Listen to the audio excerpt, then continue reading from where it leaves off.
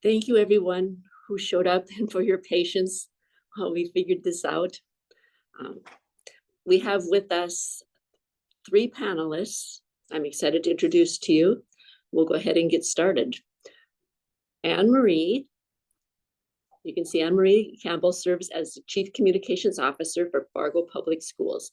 She provides leadership and oversight of the district's communication department and supports the superintendent as executive assistant and school board as its secretary and parliamentarian.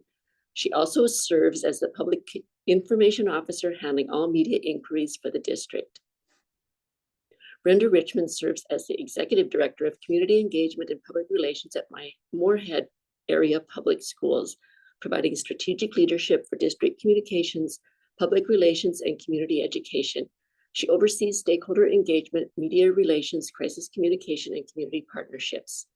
Heather Leas serves West Fargo Public Schools as a director of health, safety, and public relations. She leads and coordinates the district's emergency preparedness efforts, including oversight of the school resource officer and nursing teams. Serves as the district's PIO, manages software, hardware, and programs that support safe learning and working environments for staff and students, and facilitates annual drills, exercises, and trainings. And I am Jill Schramm. I am the president for Minot Area Professional Communicators, and I'm Northwest District Director for North Dakota Professional Communicators.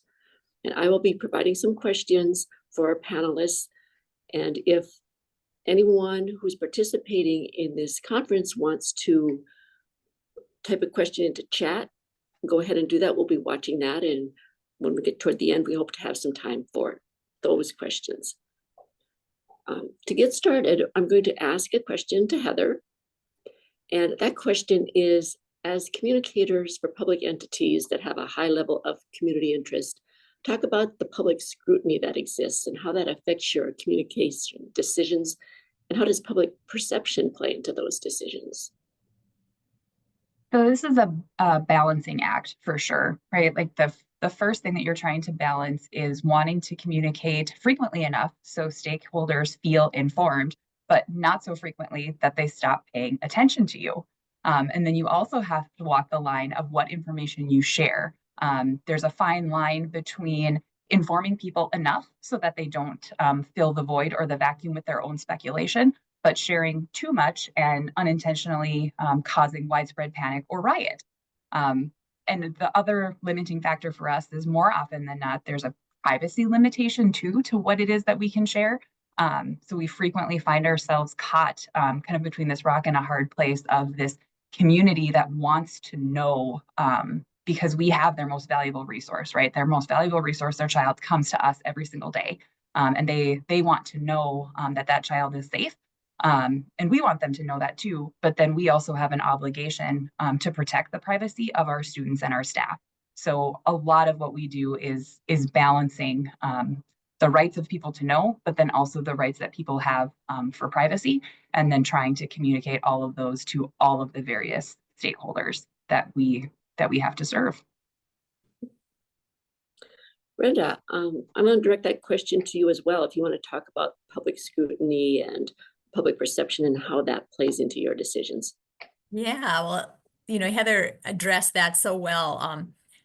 Parents send us their very most important thing in their lives. And so we are under a lot of interest and scrutiny, and trust is absolutely critical. So every message that we send, whether it's about budgets or policy or student achievement or a crisis that's happening, is really viewed through multiple lenses by the stakeholders with really varying expectations.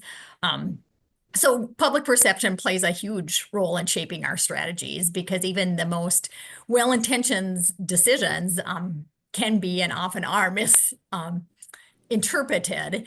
And so, before we communicate, we really consider not just what we say, but how it might be perceived and received by our audiences. So we often ask ourselves questions before that goes out that are things like, will this message build confidence, as Heather was talking about earlier? Like, what is it that they really need to know, and will it build their confidence and trust in the schools? Does it answer concerns before they arise? Are we answering proactively some of those questions that we know are going to be coming up?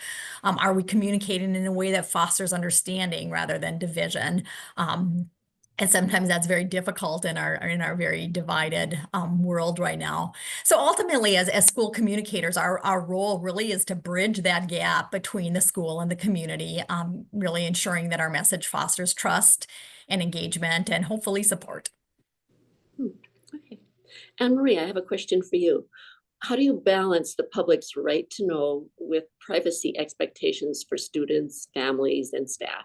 Are there protocols that your school uses to determine what you can share or required to share or choose to share? I think it's a great question that really piggybacks off of what Heather and Brenda already talked about. We're school districts, right?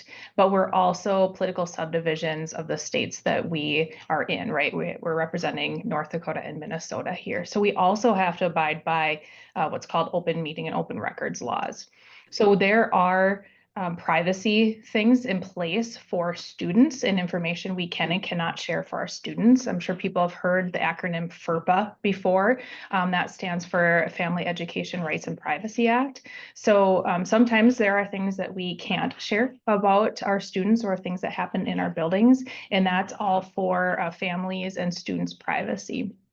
But then on the flip side of that, we're also public entities and we are funded by taxpayer dollars. And so there's sometimes when there's things that are open to the public, that are public record as it's called, and that's information that we get to share or have to share depending upon if a community member asks us for that. So when we're looking to share information publicly with the media, with our community, we do have to balance both of those things. We have to balance student privacy, family privacy, sometimes staff privacy, depending on the situation at hand, because our staff have rights as well. If it's something medical, like HIPAA laws, things like that apply. But then also, again, as a public entity, there's things that we will share or have to share. So when we're looking to share more publicly with our community about things, we do go through those type of things. We look at our policies, we look at laws on what we can or have to share or can't share. The public always feels that they have a right to know. And so that is a good balancing act for us to figure out what we're going to share and how. Now, a lot of times we ask ourselves, is it public information? And if it is public information, meaning that we have to share it if somebody asks for it, we're probably going to communicate that. If we don't share something, what is the perception that the community is going to have if we don't share something? So we have to think about that. Really think about if somebody's going to think that we're guilty by not sharing that information, or if we're hiding something. We have to think about those things. But then also, say if there's an employee investigation or something like that going on in our schools, during a time of investigation, information is confidential by state law. So then we're not going to share information until that investigation is over. Or if there's a legal proceeding going on, we're also not going to share information. So we have to kind of ask ourselves those questions. Should we share this information? Can we share this information? Is it legal for us to do that? The public always believes that they have the right to that information, and sometimes they do and sometimes they don't. So we really have to go through those different policies, those laws, to see what we can share and how we can share it. And Heather and Brenda, if you have anything to add to that, happy to have you chime in as well. I have another question for Heather that's similar, and that's, how do you interface with news media, particularly when facing controversial or crisis situations, when it's necessary to determine what you can share and when? Well, I think AnnMarie really summed that up well, that even though no one likes to hear it and no one likes to believe that, there really is a difference between wanting and needing to know. And sometimes you have to be the bad guy, if you will, and say that's just not information that's available to you. It's not information that helps you in any way. As you guys noticed, probably when our biographies were read, each of us has kind of a different portfolio that we have for our school districts. And mine includes our emergency management, health and safety portfolio. And one of the things that I learned in one of my FEMA classes was, what is your role as a public information officer? It's to give the right information to the right people at the right time so they can make the right decision. And that's really something that just has stuck with me, and kind of one of those lenses that AnnMarie was talking about that you always have to filter your decisions through is, what is it that you want people to do? Because when a school, when a district is having their worst possible day, you need to make sure that you are managing that crisis to the best of your ability so that you're not creating more crises within the initial crisis. And then the other really kind of delicate dance that we do for some of those things with the news media is we need to stay in our lane, right? As the school district, there are certain things that are within our purview to talk about and to share. But if we are partnering with a law enforcement agency for an investigation, or a health and human services, or, if there's another partner in there, there are certain things that are not ours to share. It's not our story to tell. And that kind of goes back to that privacy piece as well.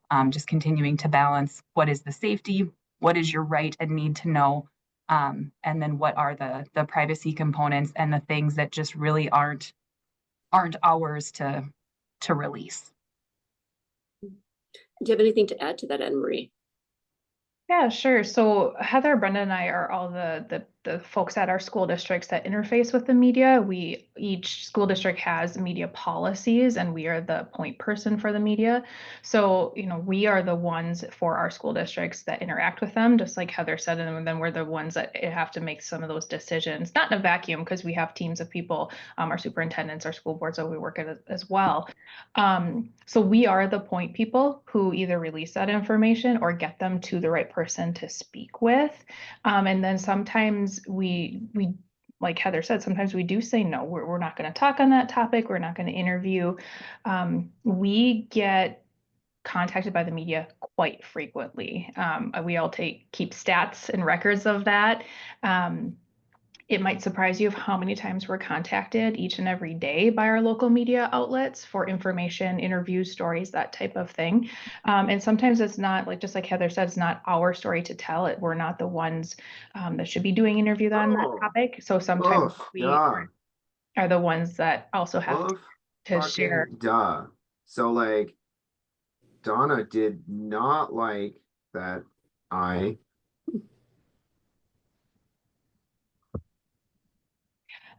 sometimes we don't do interviews and don't take up a story. So we are the ones that interface with the media the most for our school districts. And, just like Heather said, we're the ones who have to decide what information we share and when and how we do that. Media has changed a lot over the course of time. All three of us have been in this local area for a while. I've interfaced with our local media for 20 years, and how they do their business has changed in that time. And so we have to grow and adapt with that as well. Our local media we have fewer outlets than we once did, and we have fewer reporters. And so how they communicate with us as well and even interview is a little bit different than when I started. So that's one of the things that unites the three of us on your screen right now, is that we all interact with the media. And so we work together a lot on that topic as well. Okay. Heather, talk about the importance of getting ahead of rumors or of the grapevine. How do you do that when there's a rapidly evolving situation, or a situation when the facts aren't all in? What is your district's communication response if rumors or information, truthful or not, do get out ahead of you? I think that goes a little bit, dovetails a little bit with what AnnMarie was just talking about, with the change in our media climate that we've seen in our metro area, and also just the change of media in general, right? It's less about the official outlets and more about the person on the street and the social media news. And at some point, I think all of us have just had to accept that cell phones and social media are going to break nearly any story or piece of information before we even have a chance to put pen to paper. So there's really just kind of an acceptance of sometimes those things are just going to happen, right? Especially at your middle schools and high schools. All of us are here in the metro. Our schools are the size of a lot of towns in the state of North Dakota and Minnesota. So there's a lot of things that happen there every single day. And when you have 1,300 kids texting their parents or texting their friends or sharing on Snapchat or TikTok about what it is that's happening in the building, and shockingly, some of those middle and high school kids don't always get all the facts straight, right? Like, it's just crazy how that happens. So you kind of have to accept that we're always going to be a little bit behind the 8 ball. And there's always going to be some sort of rumor that you need to address. But it goes back to the conversation and the answers that we've given to some of the previous questions about, we just have to own that, right? And we will share what we can when we have the information available to share. We want to ensure that people feel good about sending their kids to school, that they feel good about the role that schools play in the community. So it's never the intent of a school to withhold information. And I think that's sometimes the rap that we get, because it does take us a little bit of time sometimes to push things out. The school districts are some of the largest employers in the metro area. So we're big ships, right? And it takes a lot to move a really big ship. And sometimes that focus on student safety means a delay in communication, because you want to make sure that everybody is safe, that our campus is secure, that we have what we need kind of for kids or what have you, or the person that's being talked about or the rumors about is aware and okay and all of those things. And we do that before we communicate with the broader audience, kind of making sure that your kitchen is clean, if you will, before your company comes. Brenda, I'm just wondering if you have anything to add to that. I'm sure you have lots of rumors and grapevine things going on where you're at too. It's such a great point, Heather, because it takes time when there's a, I'm thinking especially with crisis situations, I think is when, social media gets ahead of us, and it takes time to find the facts of a situation. And so, the situations that I'm thinking about is when there's a perceived threat. Not every situation requires public communication. If you knew the number of times that we run through our threat assessments, because we're always focused on student safety. If we communicated that out every time, people would be in a panic. And so it's really balancing the impact of sharing information against the potential harm that information could cause, because if not every situation requires that public, for instance, if law enforcement deems that one of those school threats is not credible and there's no impact to student safety, we may choose not to communicate broadly, especially if it hasn't been out on social media, because sharing that information could unintentionally elevate fear and create unnecessary panic and even inspire copycat incidents. So, we always look with a lens of student safety, and sometimes parents can feel that that's in conflict with their wanting to know everything about their child. But that being said, if a situation does impact students, we communicate quickly, clearly, and directly to prevent speculation from taking over.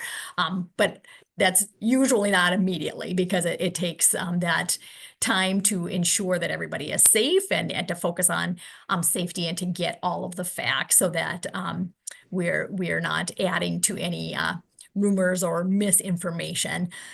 I mean, and then in those times when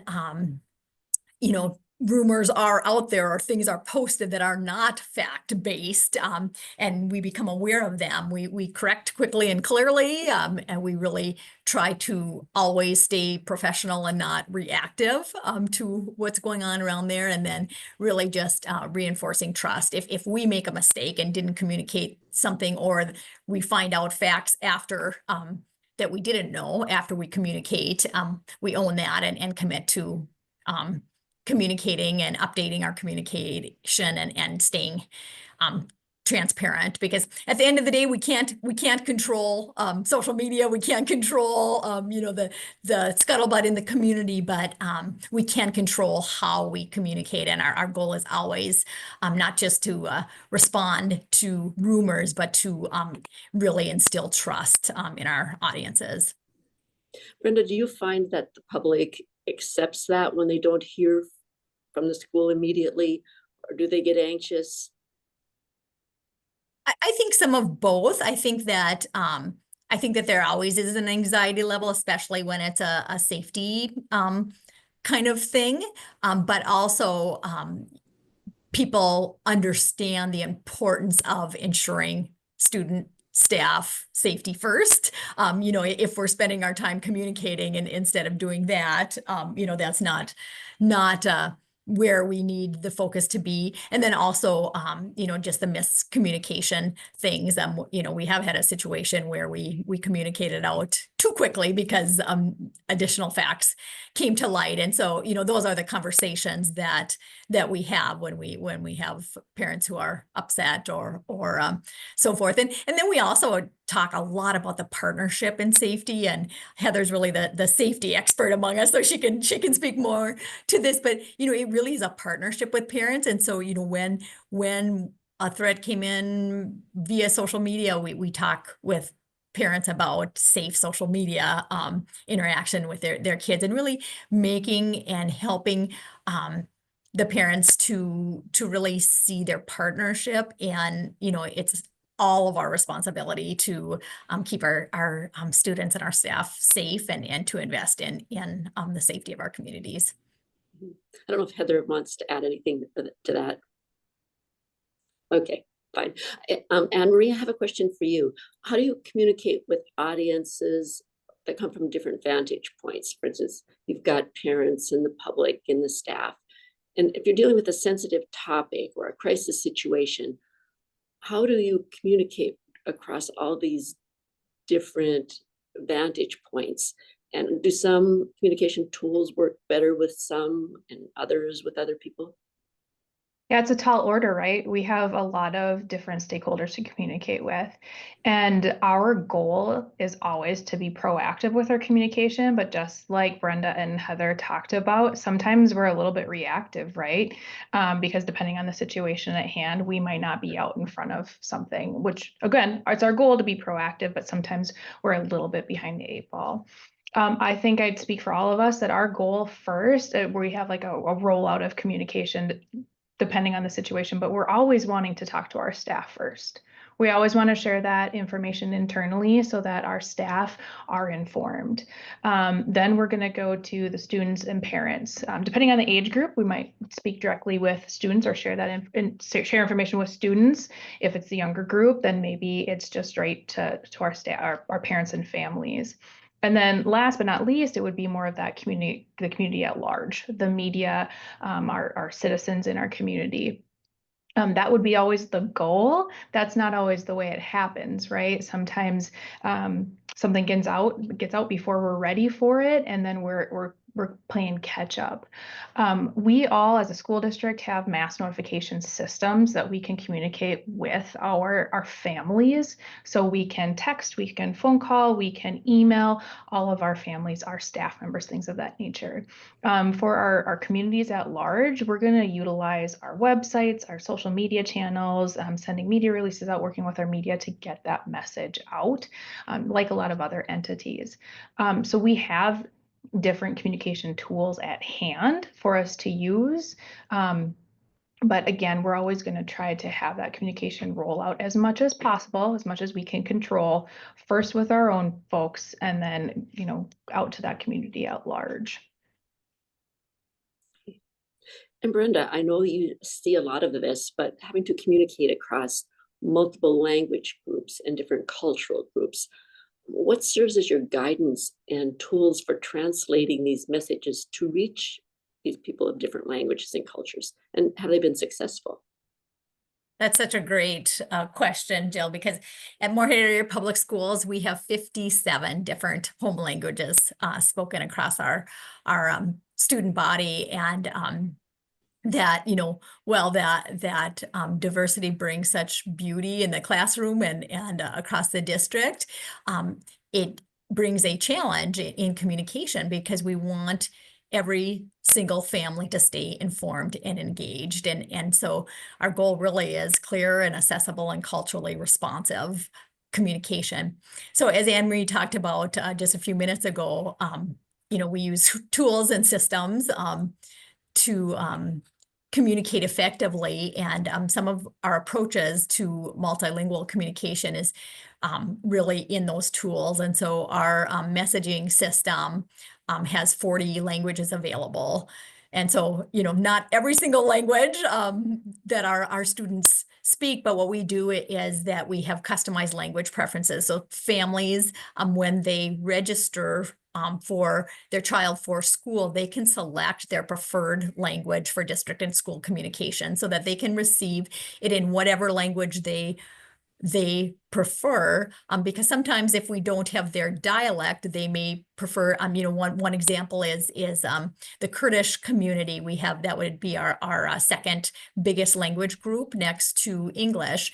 And there's 7 different dialects of the Kurdish language, and the Kurdish people in our community speak 2 different dialects. One we have available, one is not available through Google, through anything. And many of those families prefer to get their communication in Arabic because they are almost all multilingual and can read Arabic better. So just really letting families choose what works best for them has been helpful. Our website is also accessible with 10 different languages that they can choose to get language in.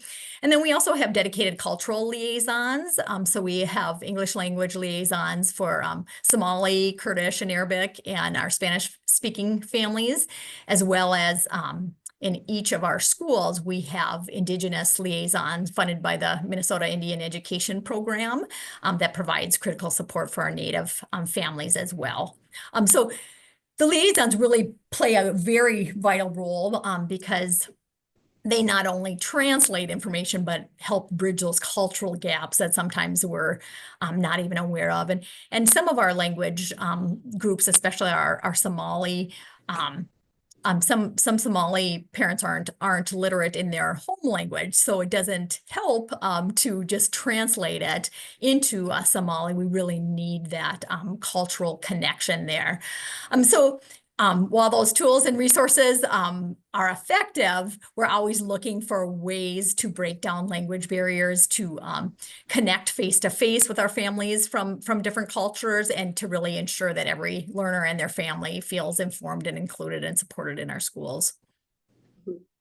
And I want to throw in a question here from Jessica, who wants to know if you rely on Google Translate or other automatic translation services, and do mistranslations ever cause issues with those services?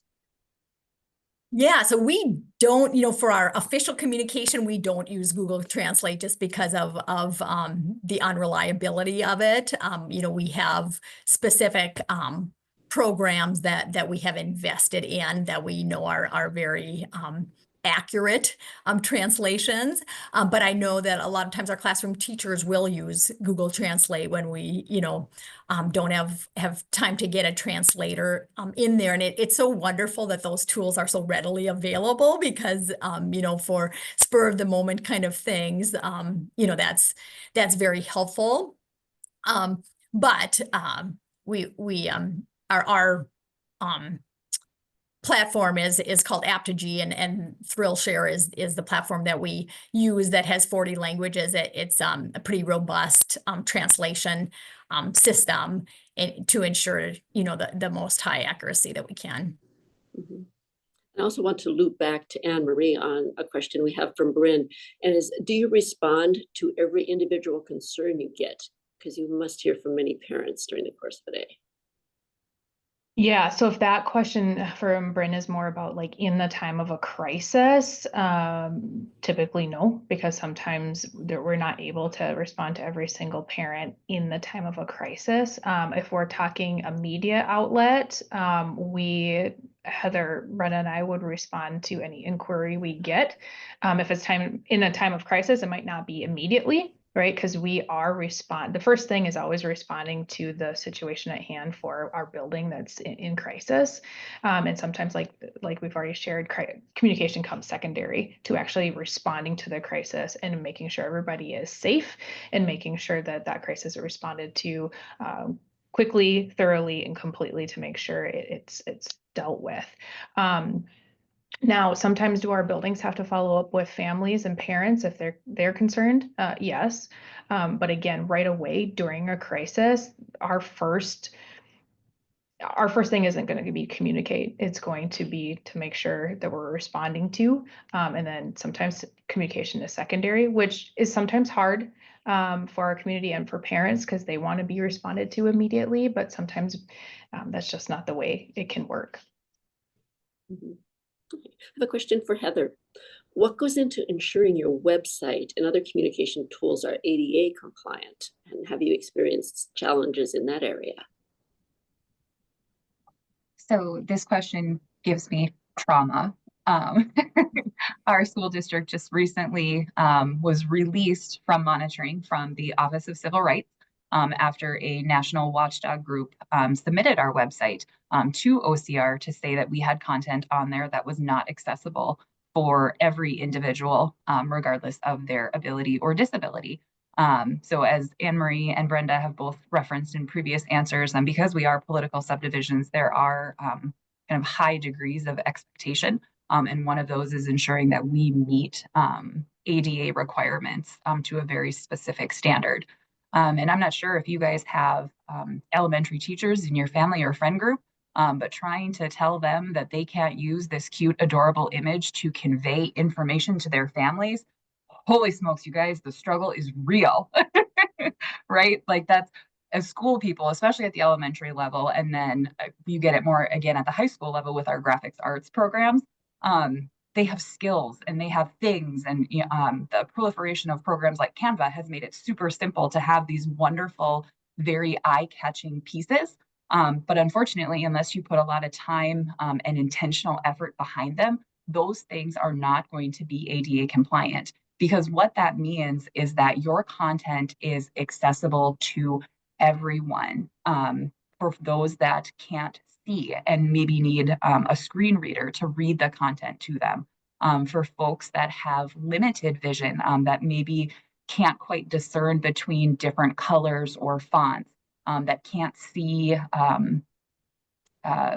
words embedded into pictures because the contrast is different. People that can't hear, making sure that we have transcripts or closed captioning on any sort of video product that we put out, ensuring that our PDFs and other documents that we link to and other sites even that we link to that are not even within our purview and our control are also ADA compliant because they are tools that we are providing to our families, and we need to ensure that everyone has equal access to those things. So it is a struggle. And I think what the most eye-opening thing for our school district is that we feel that, yep, we're a big district, but you're also a small town and a small community. And we know that we have stakeholders from parents, from staff, from just general community members that know how to find us if there's a piece of information that they're either not finding on our website or perhaps are unable to access. And we can work with those people to provide that information, and that's what we would want to do, right? There's no world where we're trying to be inaccessible or trying to hide things on our website. So we do have several different avenues in place to allow people to reach out to us and say, hey, I was looking for this, or hey, I found this, but my screen reader doesn't read that, or I can't see this, what this graphic is trying to portray, and we can address that. But unfortunately, with some of those national watchdog groups, they're not interested in the resolution. They're just interested in the filing. So it was a very long, arduous process, but it was a good process, right? It's the right work to be doing. And it was also a really great time because we just recently transitioned website platforms. So we were using the analogy of, when you move, you take that opportunity to clean out your house, right? You don't want to bring all your old garbage to your new house. So we did the same concept with our website, right? This is time to clean house and make sure that all of the stuff that we're moving to our new house, our new website platform, is clean and accessible. And now that we're starting from that level, it's so much easier to just keep it up, and then just ensuring that we train all of the folks that do have editing access on our website, the folks that do our school newsletters, kind of all of those different mechanisms that we communicate with families, that they now have embraced those criteria too, and are thinking about those things to make sure that we're not unintentionally leaving anybody out when we're communicating. Okay. And one of our participants mentions that they really like that digital ADA. They use it a lot where they work. AnnMarie, do you have anything to add? I think I'd just piggyback what Heather said. We are big entities. We have a lot of schools. We have a lot of departments. We have a lot of programs. So our websites are quite large. Fargo Public Schools too just recently changed over our website platform. And so we have touched every one of our pages. And sometimes when you turn over the keys to a program or a department or a school and they can edit their own area, you might give it to them and it's perfect and it's ADA compliant, and then they do some stuff just like Heather was talking about, and all of a sudden you go back to that page again, you're like, whoa, we've used different colors, we've used different fonts, we've changed some things, and that can quickly get us out of ADA compliance. And for a political subdivision, that can have some consequences, just like Heather said. It's very easy to go to the Office of Civil Rights website and put in a complaint. The other side of that is a very long process and many steps. Takes what Heather took you over a year or so to go through that process.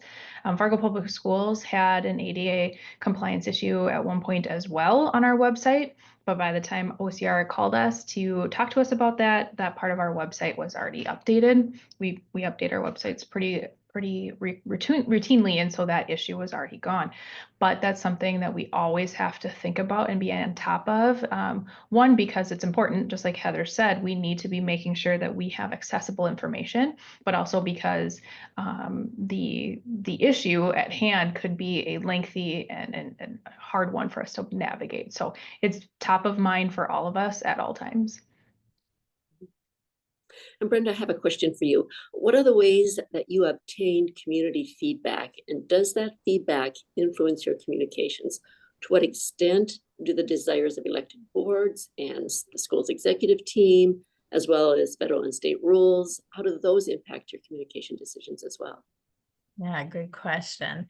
So all of you are communicators, and you know very well that effective communication isn't just about sending messages. It's really about listening and getting that two-way kind of communication. So we actively seek community feedback to ensure that communication meets the needs of our families and our staff and our community stakeholders as well. So a few of the ways that we do that are through surveys. We conduct district-wide surveys on key topics when we need information, but also on our communication once a year. In the spring, we say, how are we doing? And then we benchmark that over time and to be able to make improvements, because we always want to be serving our audiences the best we can. We also do community forums and listening sessions, that's really events that allow families and students and staff to ask questions, to share concerns, to provide input. And those are really, really important, especially with our bilingual families, because that face-to-face communication is so important. And our schools do a really great job of holding family nights and really bringing in and listening. We have parent and student advisory groups for almost every committee or area or activity or group, and that's another way to have regular meetings to get different perspectives and make adjustments and hear from other people. And then I think social media is another way. You know, we're always scanning to monitor comments and direct messages that we get and other online conversations to identify if there's recurring questions or if there's concerns that may need, clarification. But you know, we appreciate all of those kinds of feedbacks because it helps us to adjust our communication. So, you know, if people are having a hard time finding something, then we need to make that more accessible on our website. One situation we recently had around some funding budget cuts that we had, we just found there's a lot of questions around that. So we created a FAQ and some videos and resources to really provide the clarity that people were asking. In terms of the second part of your question about, you know, federal and state rules and school boards and executive teams, you know, those kind of things, is that, you know, our communication must always align with our board, with our strategic vision, with where we're going. That's part of the role that we three have, is really ensuring that strategically our areas are aligned with where our board and our leadership priorities are, so that our communication reflects the goals and our policies and priorities. State and federal regulations are a huge part, and I think AnnMarie talked about this earlier with FERPA, and we just talked about it with ADA. You know, we're always mindful of that, and that very much impacts our communication decisions. And then I think the other thing I think about is crisis and policy messaging as well, that we talked about earlier. You know, that is huge. So ultimately, in all of those areas, our goal is always to balance transparency and compliance and responsiveness to ensure that we're getting the best communication possible to our audiences.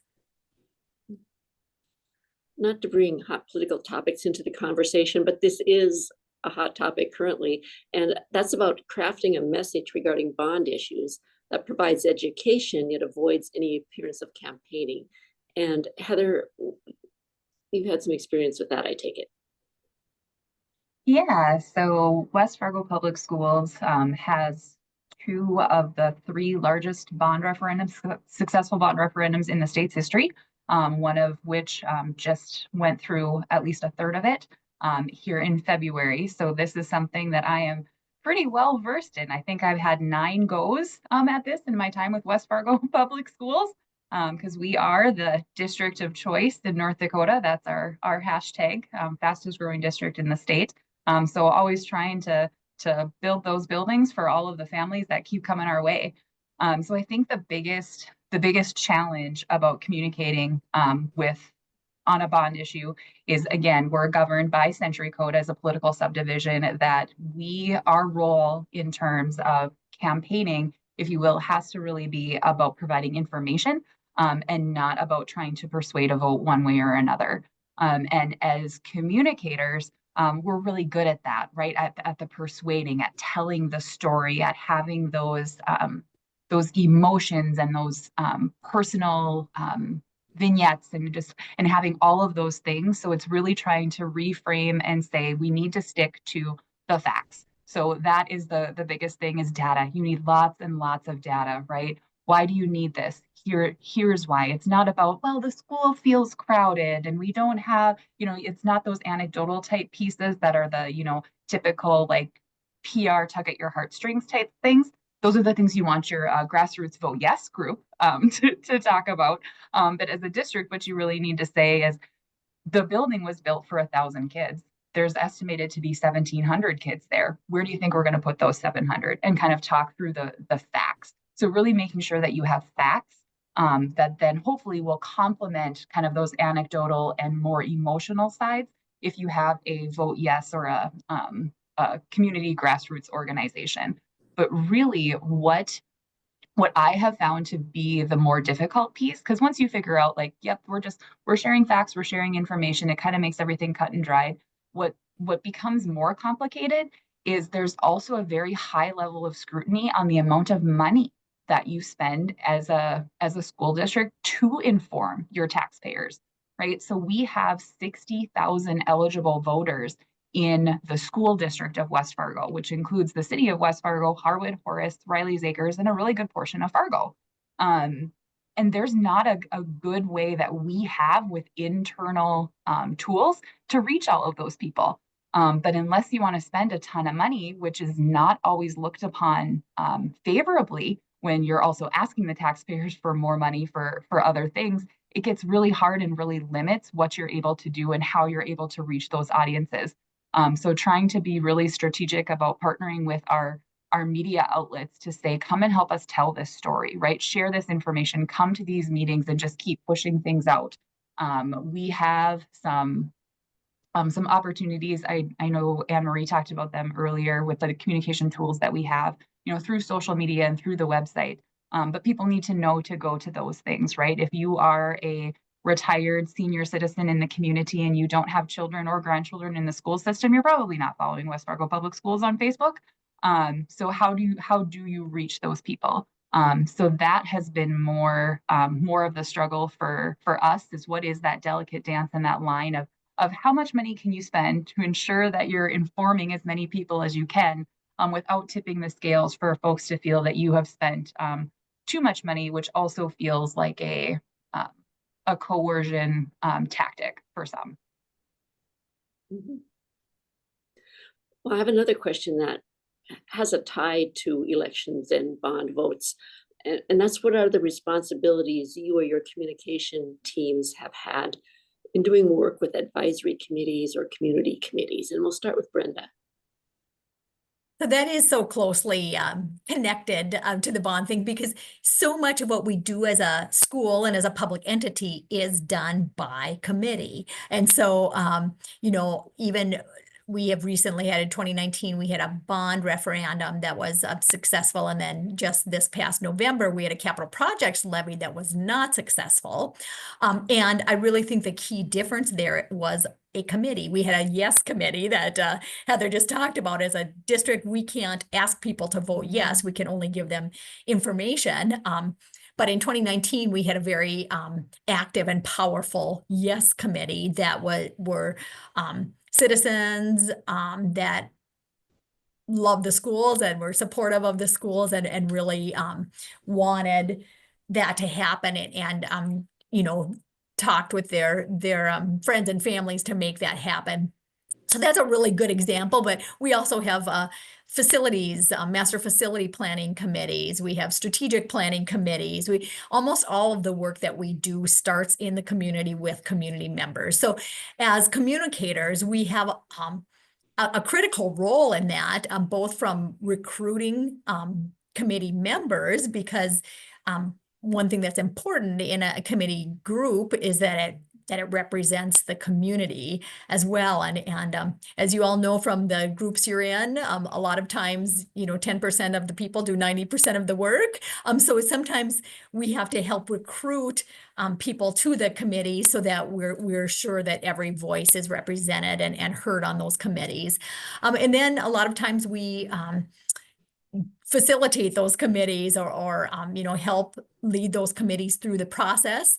Another piece that we do is really translate the complex discussions that happen in those committees into clear and actionable information. So really facilitating the clear communication to help our audiences know what the committee is doing, what they've done, what work has been done, engaging the community in that work, and then messaging around the major initiatives that often result as a result of the committee work. Heather, how about if your experience has been? So I think I would echo a lot of what Brenda said, but then related specifically to our most recent bond issue, our advisory committee really served as a great resource to me to help us outline what were our misses in 2023, because we had pushed this project out in September of 2023 and it failed. To be able to say what parts were unclear, because when you work in the district and you are immersed in this type of conversation and these topics every single day, you know what you're trying to say, right? It's kind of like you should never edit your own work because you know what it's supposed to say. You should never review your own comms for a community because you know what you're trying to say, because all of those words make sense to you. So in our most recent issue, we got a really great feedback from them about, don't use these words, explain it this way. this was something that we felt was missing. Can you outline this more for us? So they really are a great sounding board and a feedback loop for how we communicate too. AnnMarie, what ways have you been able to collaborate with each other, the three of you, in neighboring communities? Are there some ways that you've been able to work together, learn from each other? Yeah, absolutely. I'm really happy that the three of us that are on your screen right now are very well connected. We've been in our respective roles for varying amounts of times, but for a while now as well. And so we are well connected. We get together regularly. We're kind of each other's people. There are a growing number of school communicators across our states and the nation, but we're still a smaller group. And so since we live so close together and do relatively the same work, we are connected and we're kind of our own professional learning community, if you will. And so we stay connected, especially on the topic of media. When we are getting media inquiries, we stay connected so that we know, hey, have you gotten this one? Because a lot of times if one of us is getting asked about something, all three of us get asked about it. Not always, but a lot of times. So it's always good to know what's kind of happening out there or why we might be getting a request from the media. So we get together regularly to stay just connected. We stay in touch with each other on topics, and then sometimes we help each other out. We all three do some different things for our school districts. The communication is kind of the common thread amongst us, but we're only one people. We do have some teams with us, but we're small teams. And so sometimes we need each other to help each other out. During the time of the pandemic, that was very much so the case. When it's hard to think back because it's a little traumatizing to think back to 2020, but a lot of things were happening very quickly and things were changing very quickly. And since Heather and I are on the same side of the river in the state, a lot of the things we were experiencing were the same things that were changing at the state level, things that were coming available. And so we really relied on each other, especially when we were looking to message.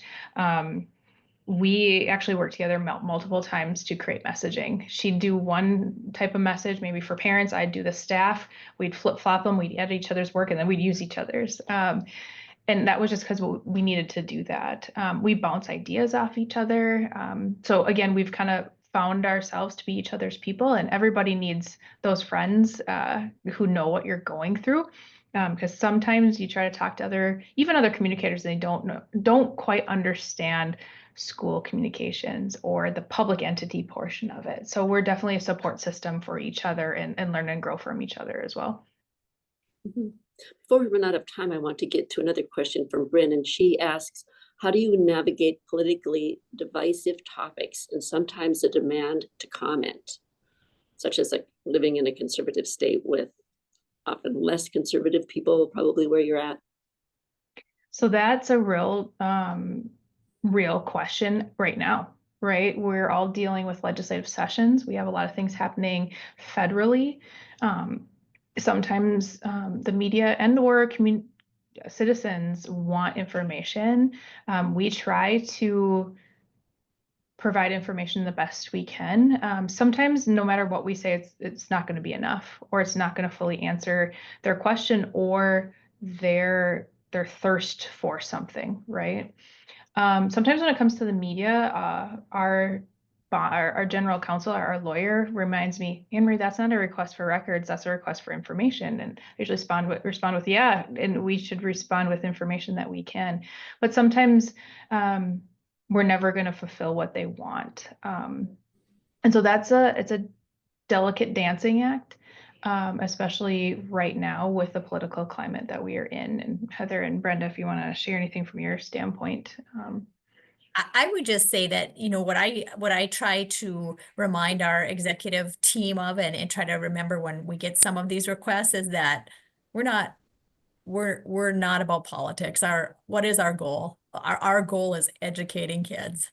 Our goal is giving our kids the best education that they can possibly get. So if I'm getting questions that, some of the recent ones that we've gotten is, how is the proposed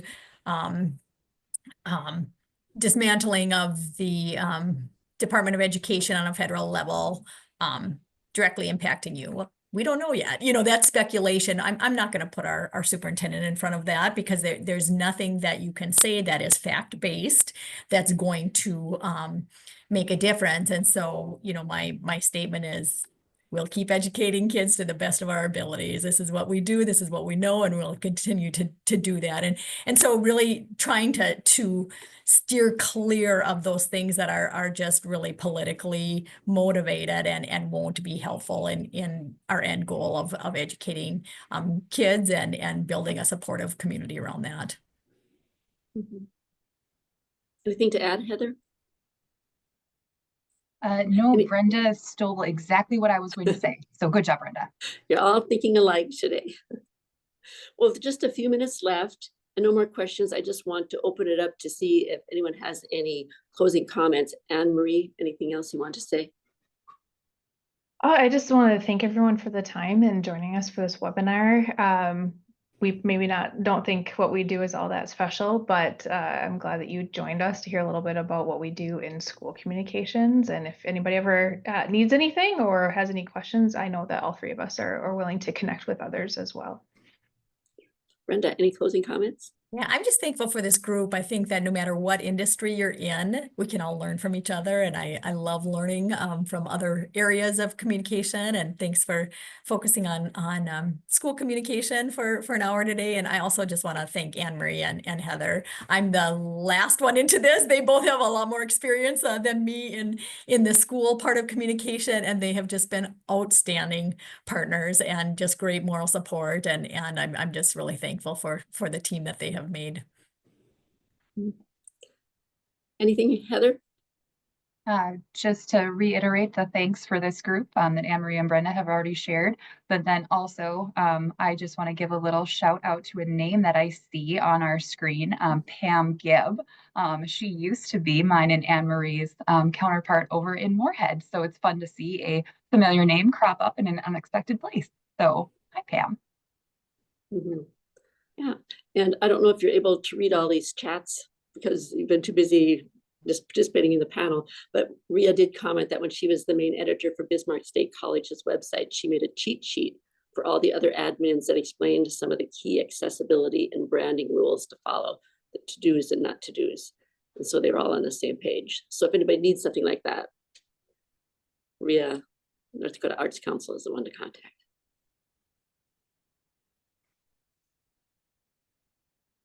All right, if that's it, we're wrapping it up just a minute before 1. We do appreciate you taking your time to do this. We really enjoyed hearing what you had to say and finding out about what happens in the school systems. Because we all, like I said, everybody's interested in the schools. Everybody's had children or family members. Yeah. Well, very good. And thank everyone for coming. I will sign off now.